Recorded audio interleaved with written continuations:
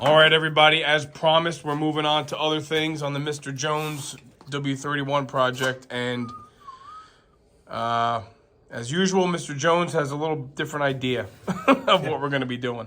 Let me crawl in here and show what we got. We were going to just replace portions of the cross member underneath this floor. But John and I have learned that none of this is viable and we don't want to play around anymore. So that said, we're going to do some more serious dissection here and probably get into, you guessed it, those two words I said I'd never say again together. But we'll be doing that probably.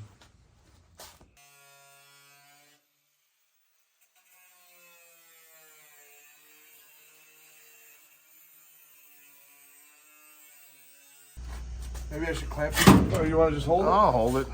This way, when it comes off, it cuts my hand and I bleed everywhere. Okay, well, we got Band-Aids.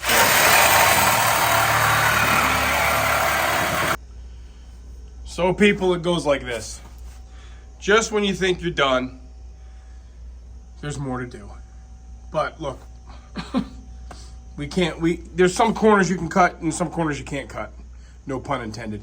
This is where that rear seat cross member goes, which we have a new one.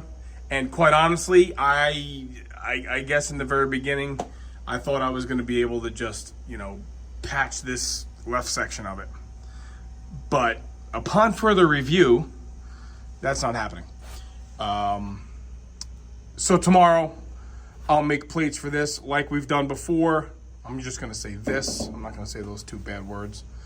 And then we'll know that at every mount of every floor support,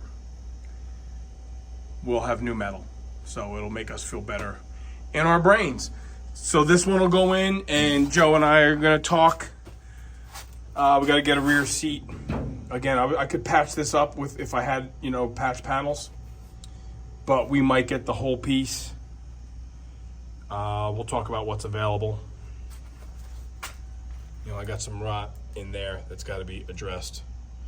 And this is all, it looks really punky here, but this is all seam sealer, factory seam sealer.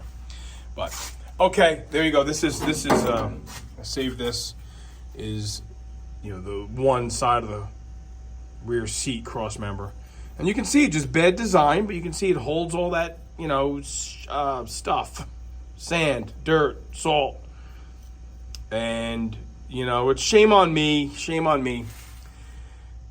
If you see one spot's rotted, it's all rotted. And I know we're just trying to maintain forward progress, but John just left, and you say sometimes what you think you're going to get accomplished in a night after work is not quite what you get accomplished, but at least you're not burying bad stuff.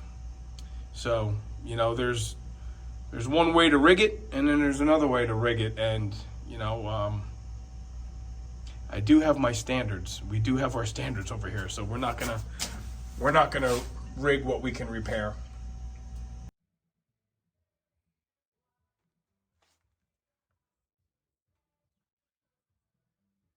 So today we're gonna talk about floors. We're gonna talk about the floors these are the second set of floors that we bought. These floors are fitting much nicer in the car, and I've done some trimming along the sides here so that we can lay them on top of the original rocker tab, the mounting flange, the pinch weld there. And I still got to do a lot of working in here to get it to fit the way I want, and then trim the original floor here at the toe board to make sure that everything fits, properly, and I get that gap all taken care of. But what we've discovered here is, so what we worked on the other day is this rear seat pan here. How you guys like my new pointer here, huh? This rear seat pan is no good. It's solid in places and it's not solid in other places, and I don't want to get into all this. I don't want to get into patching all this. So what we've done, Joe went and bought this bad boy. So I'm going to do the similar thing. I'm going to trim this downward tab here, which is intended to go along the wheel well houses. But I'm going to trim that so it sits on the factory weld here. And then we're going to seam seal the bottom of it. I'm going to set it up on this ledge here where it's supposed to be. So just to give you guys the overall view here, we'll have 3 sections of new floor pans in here, and then we can start tying in all 3 new cross members. And then once it's all mocked in and we're happy with how everything is, I have a little bit of patchwork to do here, which I have another shell outside firewall. I'll probably cut it out of that, just so we have a, you know, I'm not gonna fabricate all this little tab here. I know we can buy the whole thing. We're trying to we haven't even begun, guys. We haven't even begun, and we're trying to be very conscientious of the budget, the operating budget here, because there's a lot to do on this car. So this doesn't have to be done right now, but the floors have to be done because I can't even set it on the frame if I want to get onto something different. Well, here's what I got accomplished tonight. I trimmed this rear seat floor pan so that I could try to utilize as much of the original, because believe it or not, this up here, this is all very, very solid. And to be perfectly honest, these are the seatbelt mounting holes. And this is the bracket for the rear seat, the back of the rear seat. These are in different locations than on that replacement floor. They look pretty close, but when you line them up together, they're off a bit. So I said, you know, I really don't want to mess around with the rear seat being loose or the seat belts coming out at weird angles. So like I said, luckily these are factory welds here. Close in. 1, 2, 3. That's all gonna stay. And this is just mocked up here to show a fit. You know, I'm not separating the quarter panels from the wheelhouses. I'm not cutting all these factory welds. It's not happening. Sorry, it's not going like that. These new floors are gonna sit on top. I'll put holes all around. I might even flange this and then spot weld that, and then I'll stitch weld the seam just like I did in Alyssa's convertible. No problems at all. You know, we're not going for a judged show car here. It will be a show car because we're definitely going to be showing it off. So my biggest concern is that I had enough meat between the new front floors and the rear under seat floor that they would reach each other. And they do, with room to spare. So I can put the rear cross member in, and I can hide this seam. I might cut this back and see if I can't hide the seam here on top of the new cross member there. But the length is good. You know, everything's kind of lining up the way I wanted it to. You can see where the floor cross member went here. So we're looking okay. We're looking okay. You know, hours of putting this all together. But that gives you a little better idea of something coming together in there. Let's see if I can come around here and show you guys. Yeah, maybe that's a better view. Okay, and then this. I'm gonna clean this all up in here. So, not bad for an after work thrash session. Okay, and I still got to get, I think we have coming. I think he's ordered them. The brackets for the front of the bottom rear seat where it clips in there. They have to be, spot welded on there when we're done there. So, do we have any questions? I have lots of questions. I know some purists, many purists, if I ever did floors in my car, I would want the factory seam here with spot welds and the toe kick separate. But we're not doing it this way. All right, quick view of the repairs that we made to those mount areas for the rear seat floor support. Okay, so 3 floor supports in a GMA body, right? The rear seat one, the rear center floor section, and the front. So that means there's 3 cross members, 2 mounts per cross member, and there we have it. ruggedness. Okay? Now we're gonna start really working on cleaning all this stuff up and getting these new floor pans kind of mocked in. So some good news. There's an idea of what a new crossmember floor support would look like against one of our plates that we made. Right? There's another spot over there. Not so bad. Okay? And we're gonna get fitting this floor better. Well, that's the incomplete floor there. We're gonna get fitting this floor better. But one of the worst things you can do in a project like this is think you know ultimately what you're always up against. Yeah. God dang it, guys. This is getting a little bit crazy, but self-inflicted. I can't be upset with anybody but myself here. So the worst thing you can do is say to yourself, I'm going to get this done today by X o'clock. No, you're not. Mr. Jones tells you what you're going to get done, when you're going to get it done. So back to, obviously I'm not burying that. That's got to get fixed. And I'll show you more what it looks like as we get moving here, okay? I'll get it. This is not an overnight thing, but this is about as ugly as it gets right here. So let me show you what can be done with some persistence.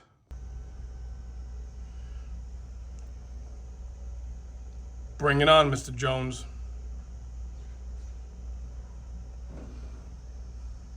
Keep it up. Keep it up and see what happens. All right, there's the new inner patch for the bottom of the cowl behind the rocker. That's all. This all gets hidden by the outer skin here. So now I'm not gonna go crazy with grinding those welds. It's totally flat. But now we make. Let's see. Sorry guys, we make this piece. All right, this is the outer part of the rocker. Okay, and then it turns up like this one here. So I just got to make this, which is actually the bottom. It looks like that, actually. And then it has this on top. So this is what it looks like. Easy peasy, right? Make one of these. Put it there. Not a problem. Time to make one of these. This is all one piece originally. Do we have that in stock? I'm just gonna grind through it, no pun intended. I'm just gonna grind through it and make this piece, touching upon what we've said before. Bend that, heat that, bend that, cut this, shape that, okay?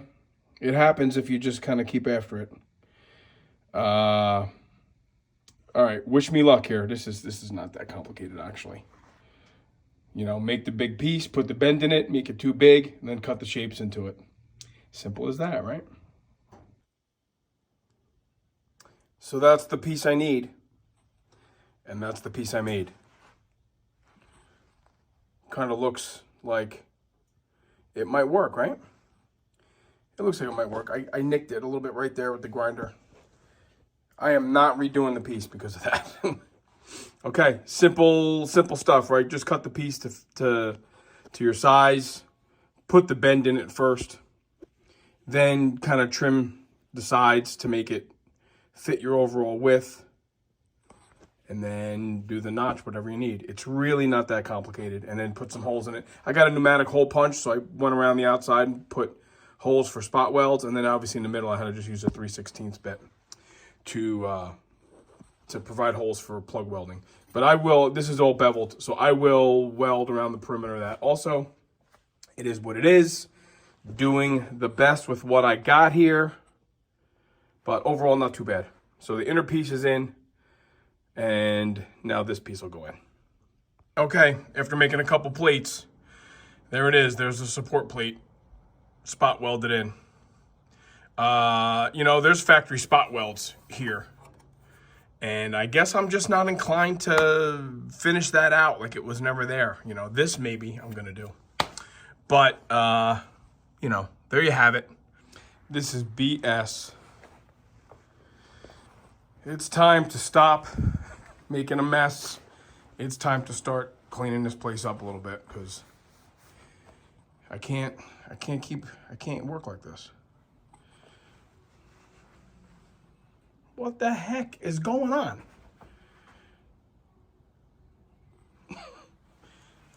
Yeah.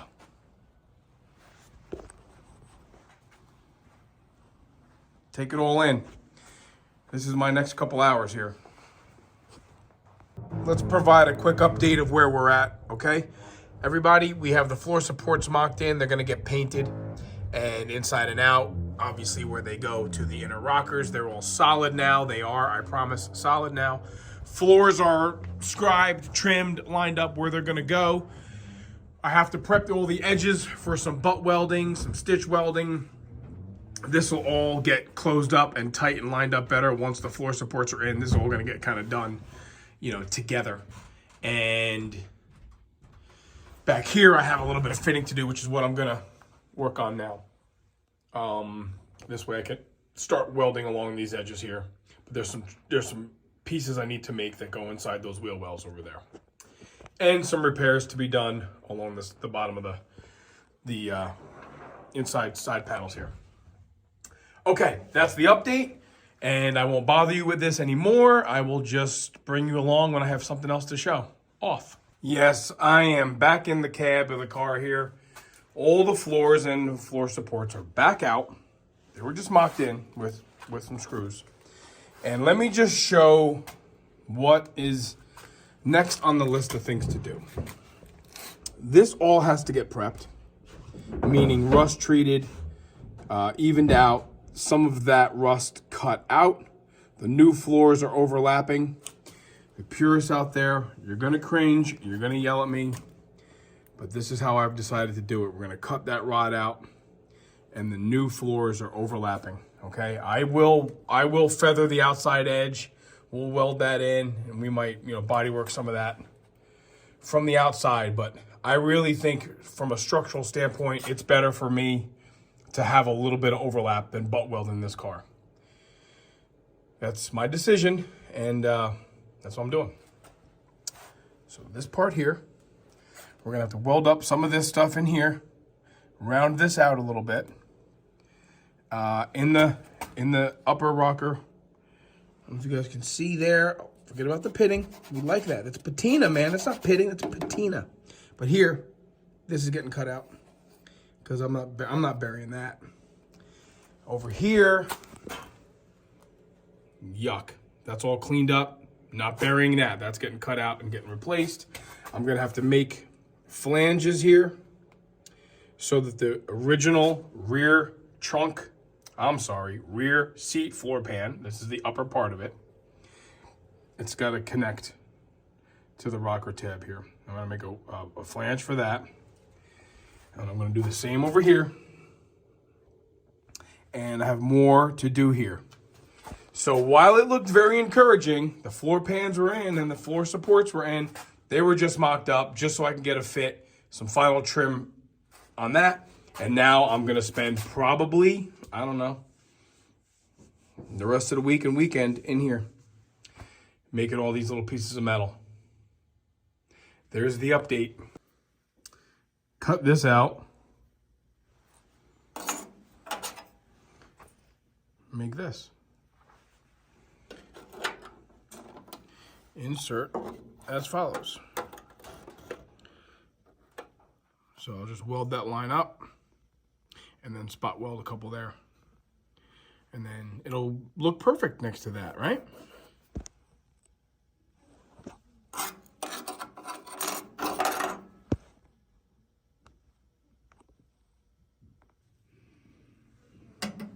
A little behind the scenes here, maybe not for the faint of heart. Here's the interior side panels. This is the part that was rotted on both sides. Surprise, surprise. So I've drilled out the spot welds and I've gently and gingerly removed said rotted piece. So now, let's straighten this out And this is the piece from the other side. Straighten this out. And then we're going to do that whole paper trick that I like to do. And we'll make a template to go in there and clean that flange up that was rotted and put a new one in. But this is a little bit of that shock and awe stuff that maybe people like to see. So I'll get to work on making that and show you the before and after of the pieces, and then we'll go from there. All right, so here's the pieces I made. This is obviously some before. You guys can tell the difference on the workbench there. That's just a rotted piece of metal, and that's just a not rotted piece of metal. You know, I'm not looking for too loud of an applause. You guys can keep it to a dull roar would be nice. So this is more just that straight sheet metal that I have, that 16 gauge sheet metal. You know, put it in my homemade brake, and then give it the turn, give it the shape, give it the shine, punch some holes in it, and I guess what we'll do is we'll just tack them in for tonight, and that'll be three pieces of metal made today. One for that front rocker piece over there, and then these two pieces here. All right, let me tack these things in, and I'll show that. Just for clarity, these are the three pieces that I made today. That's that piece for the passenger side rocker, before and after. This is for the inside of the quarter panels along the back seat, right? Before and after. And this is on the passenger side.